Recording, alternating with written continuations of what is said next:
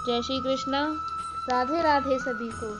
दोस्तों, आज हम आपको ब्रज की एक ऐसी सच्ची घटना के बारे में बताते हैं जिसमें एक सीधे साधे भोले भाले भक्त ने अपने गुरु को श्री कृष्ण भगवान के दर्शन करा दिए। एक महाराज जी थे जो नित्य संध्या के समय अपने शिष्यों को प्रवचन सुनाया करते थे। एक दिन वह महाराज जी वर्णन कर रहे थे कि भगवान भांडेर वन में गैये चराने जाते थे तो उनका श्रृंगार कैसा होता था। उन्होंने उनके रूप का वर्णन किया कि भगवान कैसे पीतांबर धारण करते थे, मोर मुकुट धारण करते थे और कानों में ऐसे कुंडल हुआ करते थे। उनके शिष्यों में सबसे पीछे बैठा एक ग्वाला जो उनकी गौशाला की गायों की सेवा करता था, वह बहुत ही सीधा साधा और भोला भाला था। वह इतना सीधा था कि लोग प्यार से उसे भोंदू बुलाते थे। भोंदू का मतलब होता है भोला भाला। उसे यह पता ही नहीं था कि गुरुजी 3-4 हजार वर्ष पहले की कथा सुना रहे हैं। उसे ऐसा लगता था कि मानो ये आजकल की ही बात हो। जब उन्होंने कहा कि कृष्ण भगवान भांडेर वन में गैया चराने जाते हैं तो उसने सोचा, मैं भी तो भांडेर वन में गैयों को ले जाता हूँ, मुझे कभी उनके दर्शन नहीं हुए। अब कि मैं जाऊँगा तो मैं देखूँगा कि वहाँ भगवान कहाँ हैं और कैसे दिखते हैं। यह सोचते हुए जब सुबह वो गैयों को लेकर वन में चराने के लिए पहुँचा तो उसकी नज़रें भगवान को ढूंढती रहीं कि यहाँ कहीं भगवान गायें चरा रहे होंगे, यहाँ दिखाई नहीं दे रहे हैं। उसे अपने गुरुजी की बातों पर इतना विश्वास हो गया, उसे लगा कि भगवान आज भी गैया चराने भांडेर वन में आते हैं। वह सब ओर घूमने लगा, वृक्षों के नीचे देखा, ठाकुर जी को खोजने लगा। ठाकुर जी कहीं नहीं मिले, पर वह मन में कहता जा रहा कि गुरुजी ने तो कहा था ठाकुर जी यहीं कहीं गैया चराने आते हैं। उसका इतना भोलापन, इतना सीधापन, उसे सब जगह ढूंढ रहा था ठाकुर जी को, तो ठाकुर जी से रुका नहीं गया। अकेले जान भोंदू को अपनी गायों के समूह को लेकर के तभी भोंदू ने देखा कि सामने से विशाल गायों का समूह में उस ओर आ रहा था और उस समूह के मध्य में श्याम वर्ण पीतांबरधारी, सिर पर मोर मुकुट और हाथों में मुरली लिए हुए ठाकुर जी उन गायों के समूह के मध्य में चले आ रहे हैं। भोंदू ने जैसे ही ठाकुर जी को देखा, वह भोंदू भाव में भर गया, भाव विभोर होकर नाचने लगा और उसका कंठ गदगद हो गया। उसने सोचा, जैसा गुरुजी अपनी कथाओं में सुनाते थे, लगता है ये वही श्याम सुंदर हैं जो इस ओर चले आ रहे हैं। भोंदू को अकेला जान के ठाकुर जी उनके पास आए। ठाकुर जी भोंदू के पास बैठ गए। अब भोंदू ठाकुर जी को देखने लगा और बोला, क्या आप वही श्याम सुंदर हैं जिसकी कथा हमारे गुरुजी सुनाते हैं? ठाकुर जी बोले, हाँ, मैं वही श्याम सुंदर हूँ। भोंदू बोला, गुरुजी जैसा सुनाते हैं कि आप जितने सुंदर हो, लेकिन आप तो उससे भी कई लाख गुना सुंदर हो। जैसा गुरुजी कथा में सुनाते हैं उससे भी अधिक सुंदर हैं आप। ठाकुर जी ने भोंदू की बातें सुनकर कहा, अब बातें ही करते रहोगे या फिर कुछ खिलाओगे पिलाओगे भी? भोंदू बोला, क्या आप मेरे हाथ की रोटी पाओगे? ठाकुर जी ने बोला, हाँ हाँ पाऊंगा, मुझे बड़ी भूख लगी है। तो भोंदू जो 2-4 रोटियां पोटली में बांध कर ले गया था, ठाकुर जी के सामने प्रस्तुत कर दी।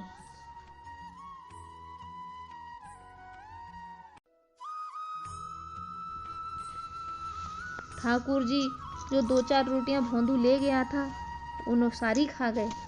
ठाकुर जी भोंदू से बोले, और खिलाओ? भोंदू बोला, मैं तो 2 ही रोटियां लाया था, इससे ज़्यादा मैं खाता नहीं। ठाकुर जी बोले, कल से ज़्यादा रोटियां लाना, क्योंकि मुझे भूख लगती है। और ठाकुर जी अपनी गैया लेकर चले गए। भोंदू को लगा कि ठाकुर जी ऐसे ही रोज आते हैं, सबसे मिलते हैं। वह तो मेरा दुर्भाग्य था कि मुझे आज तक नहीं मिले। भोंदू ने आकर किसी को कुछ नहीं बताया। उसने गुरुजी से भी कुछ भी नहीं कहा। दूसरे दिन जैसे ही भोंदू जाने लगा तो उसने ज़्यादा रोटियां ले गया, ज़्यादा सब्जियां ले गया। तो रसोइया घर में जो महाराज जी थे, उन्होंने जाकर के गुरुजी को बताया। वो लोग, गुरुजी आज तो भोंदू इतना सारा भोजन लेकर गया है। गुरुजी आए, आकर के बोले, भोंदू तुम तो इतना खाते नहीं, किसके लिए लेकर जा रहे हो? तब गुरुजी से भोंदू ने कहा, गुरुजी मैंने आपको बताया नहीं, लेकिन मैं जहाँ गैया चराने जाता हूँ भांडेर वन में, वहाँ ठाकुर जी भी आते हैं अपनी गैयों के साथ। कल आए थे, मेरे से रोटी मांग रहे थे, तो मैंने 2 रोटी खिला दी। ठाकुर जी को कम लगी, इसलिए मैं ज़्यादा ले जा रहा हूँ। गुरुजी ने कहा, लगता है कोई गाय चराने वाला ग्वाला तुझे पागल बना रहा होगा, ठाकुर जी ऐसे नहीं आते। लेकिन उसने कहा, नहीं गुरुजी, ठाकुर सच में आते हैं। तो गुरुजी ने कहा कि वो कैसे देखते हैं, बता। तो उसने बताया, वो इस तरह मकराकृति कुंडल पहनते हैं, पीत पीतांबर धारण करते हैं, मोर का मुकुट लगाते हैं, और जब चलते हैं तो बल खाकर चलते हैं। उनके नेत्र हैं, जब वो मुस्कुराते हैं तो ऐसा लगता है जैसे मोतियां हों। उनके कानों में ऐसा कुंडल पहनते हैं। और गुरुजी सबसे बड़ी बात, जब चलते हैं तो उनकी अदा से, बाकी अदा से चलते हैं। पृथ्वी पर जब उनके कदम पड़ते हैं तो अद्भुत सी सुगंधी उससे उठने लगती है। एक अद्भुत शब्द दृश्य प्रकट हो जाता है पृथ्वी पर। पीला पीतांबर पहनते हैं, चंदन की सुगंधी आई है। गुरुजी बहुत सुंदर लग रहे थे ठाकुर जी। गुरुजी ने सोचा, ये इतना सीधा साधा है, ये कभी झूठ नहीं बोल सकता। अगर कोई और होता तो मैं मान भी लेता, लेकिन भोंदू इतना सीधा है, उस पे अविश्वास नहीं होता। वो जो भी कहता है सत्य कहता है, उसकी बातों में छल कपट नहीं होता। फिर गुरुजी ने भोंदू से कहा कि भोंदू, अगर ठाकुर जी आज भी तेरे साथ गैया चराने आए तो उनसे कहना, तुम्हें हमारे गुरुजी ने बुलाया है, आप हमारे आश्रम चलो। अब भोंदू को यहाँ भी लग रहा है कि गुरुकुल में इतने सारे चेले पढ़ते हैं, गुरुजी ने मेरे से भी ज़्यादा विद्वान चेले पढ़ते, गुरुजी ने मेरे से ही क्यों कहा। लेकिन उसको जब ये विश्वास नहीं हो रहा है कि ठाकुर जी केवल इनसे मिलते हैं, उसको लगा कि सबसे ही मिलते होंगे। लेकिन गुरुजी ने मेरे को योग्य जान के मुझसे कहा है ठाकुर जी को लेकर आना। भोंदू तो नाचता गाता हुआ गैयों को लेकर चराने भांडेर वन में पहुंच गया। उसे अब भी यह विश्वास नहीं हो रहा था कि ठाकुर जी केवल मुझसे ही मिलते हैं। उसे लग रहा था कि ठाकुर जी जैसे मुझसे मिलते हैं वैसे ही सबसे मिलते होंगे। जब भोंदू भांडेर वन में पहुंचा गाय चराने के लिए, थोड़ी देर पश्चात ठाकुर जी वहां आ गए और भोंदू से कहने लगे, ला भोंदू भैया, आज रोटी नहीं लायो क्या? बड़ी भूख लगी है। भोंदू ने कहा, लाया हूँ, आज मैं कल से भी ज़्यादा लाया हूँ। ठाकुर जी बोले, तो ला, मोय ना खिलाएगो का? भोंदू ने बोला, खिलाऊंगा। और यह कहकर उसने ठाकुर जी के सामने पत्तल रख दी, उसमें गुड़ रखा और दही रखा। रखते रखते भोंदू ठाकुर जी से बोला, ठाकुर जी, आज से एक हाथ जोड़कर विनती करूं हूँ, क्या आप मेरी बात मानोगे? ठाकुर जी ने कहा, क्या बात है भोंदू, बताओ। भोंदू ने कहा, ठाकुर जी, आपसे हाथ जोड़ के एक विनती करूं, हमारे गुरु जी ने आपको हमारे आश्रम पर बुलाया है, आप मेरे साथ चलो। ठाकुर जी ने कहा, देख भोंदू, मैं तेरो सखा हूँ, तेरे गुरुजी को ना हूँ, मैं तो से मिलवे आऊँ। तुझे मिलेंगे, तेरे संग बैठेंगे, तेरे संग खाएंगे, तेरे संग पिएंगे, पर तेरे गुरुजी से ना जाएंगे मिलने। भोंदू बोलो, वो मेरे गुरुजी हैं। मैं तो आपको जानता ही नहीं था। मैं तो इतने वर्षों से यहाँ गैया चराने आ रहा हूँ, लेकिन कभी आपको नहीं देखा। गुरुजी ने बताया भांडीर वन में गैया चराते हैं, तभी मैंने आपको देखा है। जिन गुरुजी से आपसे मिलवाया, उन गुरुजी के बारे में आप ऐसे ना बोलो। गुरुजी आपको बुला रहे हैं, आप मना मत करो। चलो ना हमारे साथ। ठाकुर जी बोले, देख एक भौंदू, तू जो कहेगा वो करेंगे, लेकिन तेरे अलावा हम किसी से नहीं मिलेंगे। और चाहे तेरे गुरुजी हों और चाहे गुरुजी के पिताजी भी हों, हम किसी से ना मिलेंगे, तुझसे ही मिलेंगे बस। ठाकुर जी रोटी खा रहे थे गुड़ के साथ में, तो भौंदू ने ये भी छीन ली। बोले ये भी मत खाओ, ये भी गुरुजी की है। और पत्तल भी हटा ली। बोलो ये भी गुरुजी के यहाँ की बनी है, ये भी मत खाओ, ये भी छोड़ दो। और सुनो ठाकुर जी, आपसे मुझे गुरुजी ने मिलवाया, आपके योग्य गुरुजी ने बनाया। अगर आप गुरुजी से नहीं मिलोगे तो कल से मुझसे भी मत मिलना, यहाँ मत आना ठाकुर जी।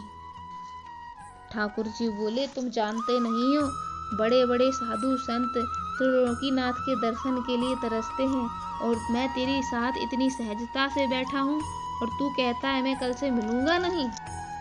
भौंदू बोला, मैंने तपस्या नहीं की, मैंने अपने गुरुजी के चरणों की सेवा की है। तो इसका मतलब ये सिद्ध हो गया कि हमारे गुरुजी के चरणों में हजारों वर्षों की तपस्या का फल है। मैं उनकी सेवा से आपका दर्शन कर लेता हूँ। ऐसे गुरुजी से क्यों नहीं मिलेंगे आप? ठाकुर जी बोले, मैं गुरुजी से नहीं मिलूंगा। तो भौंदू बोला, अगर गुरुजी से नहीं मिलोगे तो आज से हमारी तुम्हारी कल से मत आना यहाँ पे। मेरे गुरुजी के नहीं तो मेरे भी नहीं आप। और भौंदू ने सारी सामग्री उठाई और सारी गैयों को इकट्ठा किया और वहां से जाने लगा, भगवान को छोड़कर जाने लगा। भगवान ने कहा, रुको तो भौंदू, रुको तो। भौंदू ने कहा, अब तो मैं तभी रुकूंगा जब आप मुझे यह वचन दोगे कि आप मेरे गुरुजी से मिलोगे।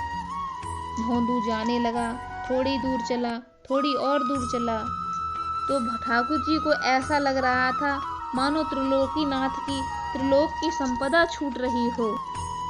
दौड़े भौंदू के पीछे और भौंदू को पीछे से कमर पर पकड़कर और उसकी पीठ पर चढ़ गए और भौंदू से बोले, अब तू जहाँ ले जाएगा वहाँ चलूंगा, लेकिन तू मुझे छोड़कर मत जा।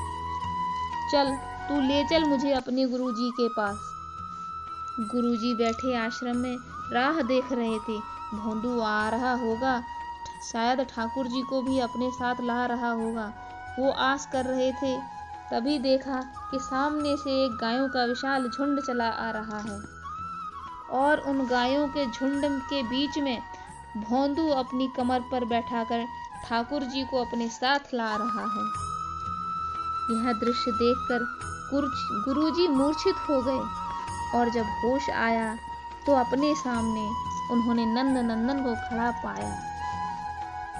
ठाकुर जी को सामने देखकर गुरुजी गदगद हो गए और उन्होंने ठाकुर जी के चरण न पकड़कर भौंदू के चरणों को पकड़ लिया।